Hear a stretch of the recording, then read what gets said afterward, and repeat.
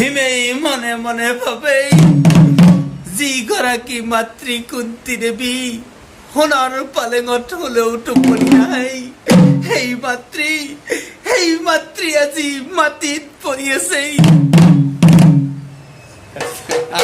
আপোনালোকে হয়তো আজিলৈকে আড্ডা জীৱনত বহুত কৰিছে, আড্ডা বহুত বেছি দেখিছে, স্কুলীয়া আড্ডা, কলেজৰ আড্ডা, চাহ দোকানৰ আড্ডা। আজি আমাৰ হৈছে পাঠকৰ সৈতে আড্ডা। গোটেইকেইগৰাকী হৈছে নাগৰা নামৰ পাঠক আৰু পৰিচয়কেইটা দি দিম। আমি আচলতে এতিয়া পৰিচয়কেইটা দিম। আজি ব্লগটো আচলতে অকণমান ব্যতিক্ৰম হৈছে। আগতে এনেকুৱা ব্লগ কেতিয়াও কৰা নাছিলোঁ, কোনো নাগৰা নামৰ শিল্পীৰ লগত কৰা নাছিলোঁ, আজি প্ৰথম। আৰু গতিকে আমি পৰিচয়কেইটা এতিয়া দি আছোঁ আৰু তাৰপিছত আপোনালোকে আমাৰ আড্ডা দেখিব। পাগল হৈ গ'লা ৰজা, পাগল হৈ গ'লা ৰজা, একো নাই মনত দাৰু খুৱাই দিলা। দিনে ৰাতি সৰু ৰাণী, দিনে ৰাতি সৰু ৰাণী, ধৰি ধৰি মাৰে দাৰু খুৱাই দিলা।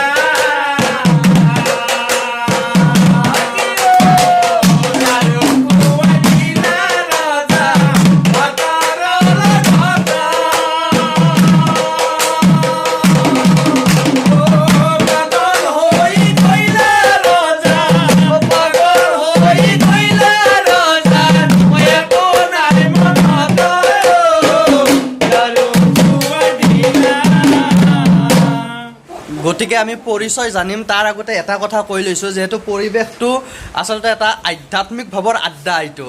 গতিকে যিহেতু পাঠক বুলি ক'লে হৰিণ নাম গায়, দিহানাম গায়, গতিকে তেতিয়া সেই পাঠককেইজনকো কিবা এটা বেলেগ এটা ভক্তিভাৱ বা শ্ৰদ্ধাভাৱ আহে আৰু সদায় ধুতি পিৰণ এনেকুৱা ড্ৰেছত দেখা পাওঁ আমি। আৰু আজি হয়তো অকণমান ব্যতিক্ৰম ৰূপত চবকেইজনে আছে। গতিকে সেইবাবে কৈছোঁ, কোনোবাই ভাবিব পাৰে কিবা এটা বেলেগ কিবা এটা দিশৰ সূচনা কৰিব পাৰে। আগতে কৈ লৈছোঁ, ঘৰত আছোঁ আৰু এটা আজি আমাৰ দুপৰীয়া ঠিক প্ৰীতি ভোজন বুলি ক'ব পাৰি, এনেকুৱা অলপমান খোৱা লোৱাৰ ব্যৱস্থা কৰিলোঁ। তাৰপিছত এই প্ৰীতি ভোজনৰ মাজতে এনেকৈ নাম গান গাইছোঁ। গতিকে আৰু সেইবাবেই এতিয়া চিনাকি কৰি দিবলৈ লৈছোঁ। প্ৰথমতে মই চিনাকি কৰি নিদিওঁ, আপোনালোকে যিসকলে নাগৰা নামৰ লগত জড়িত, যিসকলে নাগাৰা নাম চায়, তেওঁলোকে হয়তো আটাইকেইজনকে চিনি পায়। কিন্তু তাৰপিছতো হয়তো মোৰ এনেকুৱা ছাবস্ক্ৰাইবাৰ বা ভিউৱাৰ্ছ আছে যিসকলে হয়তো তেনেকৈ নাগৰা নাম হয়তো নাচায়, কিন্তু মোৰ বিশ্বাস আজিৰ এই আড্ডাটো চোৱাৰ পিছত নাগৰা নামৰ লগত প্ৰেম হৈ যাব। আৰু গতিকে সেইকেইজন পাঠকৰ লগত চিনাকি মই কৰি নিদিওঁ, নিজে তেওঁলোকৰ পৰিচয়টো দিব, যিহেতু তেওঁলোকৰ এটা নিজা নিজা শৈলী থাকে। গতিকে প্ৰথমে দাদাৰ পৰিচয়টো। হয়, নমস্কাৰ। সমূহ ৰাইজক মই আন্তৰিক অভিনন্দন জ্ঞাপন কৰিছোঁ।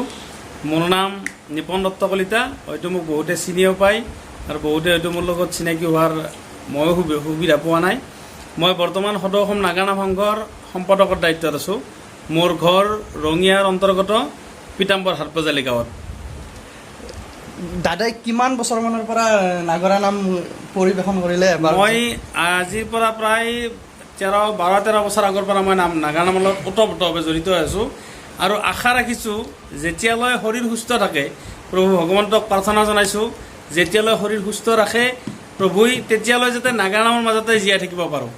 একদম। গতিকে আমি দাদাক হয়তো আৰু বেলেগ এদিন দেখা পাম। আজি ইয়াতেই দেখিলোঁ অকণমান, আজি কেৱল আৰু কি ট্ৰেইলৰ, গতিকে ফুল পিকচাৰ পিছত দেখা পাম।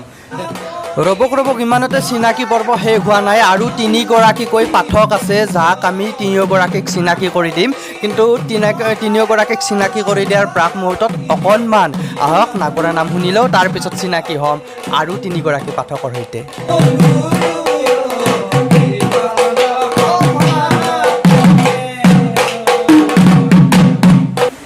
গতিকে আমাৰ এইবাৰ এইগৰাকী পাঠক দাদা আছে আৰু পাঠক দাদাৰ পৰা এইবাৰ আমি মনৰ ভাৱ আৰু নিজৰ পৰিচয়টো।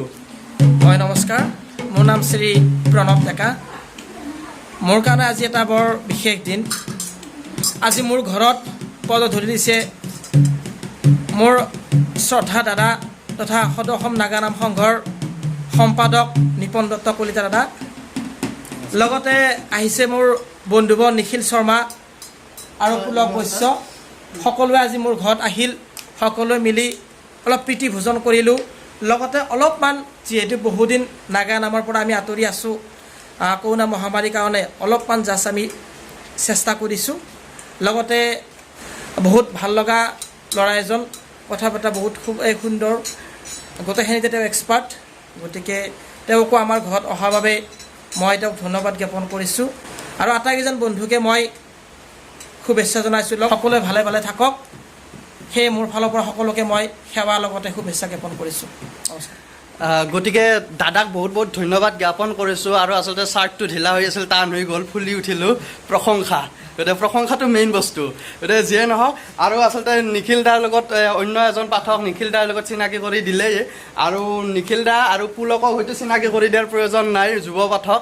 গতিকে আমাৰ বয়সৰ আচলতে, আৰু এই যিটো নাগৰা নামৰ পাঠক, মই আগতে বহুদিনো ফেচবুকত আপোনালোকক দিছোঁ, ফটো দিছোঁ, আপোনালোকে চিনে বা ইউটিউবতো পাব, তাৰ লগত ভিডিঅ' মোৰ আছে। গতিকে পুলক আৰু নিখিলৰ লগত চিনাকি আছিল। তাৰপিছত পুলক আৰু নিখিলৰ জৰিয়তে আজি এই দুগৰাকী ব্যক্তিৰ লগত, আচলতে স্বনামধন্য ব্যক্তি বুলি কৈছে, এই দুগৰাকী ব্যক্তিৰ লগতো সাক্ষাৎ হ'ল।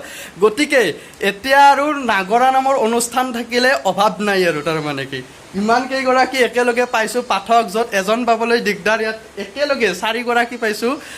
আটাইতকৈ ডাঙৰ দিন এটা, আটাইতকৈ বিশেষ দিন মোৰ বাবে আৰু মোৰ দৰ্শকসকলৰ বাবে।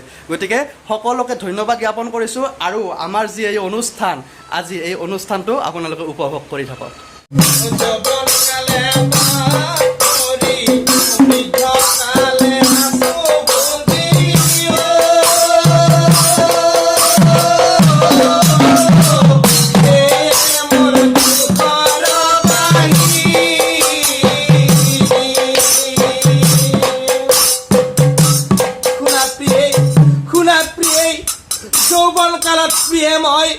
যৌবন কালত প্ৰেম হয় ওই এক ব্ৰাহ্মণ